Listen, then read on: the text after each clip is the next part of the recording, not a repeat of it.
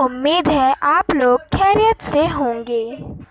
आज हम स्वाद से लेकर या तक सारे हर्फों को पढ़ेंगे। हिस्सा दो। स्वाद से साबुन, ज़्वाद से ज़ईफ, तौ से तोता, ज़ौ से ज़ुरूफ, आइन से ऐनक,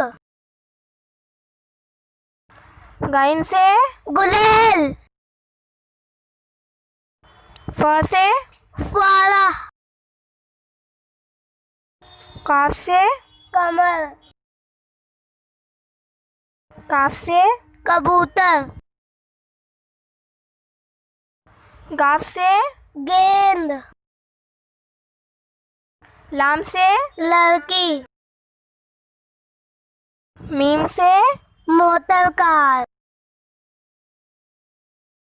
नून से नक्शा, वाव से वरक, हमजा से हमजा, हे से हार, ये से याक,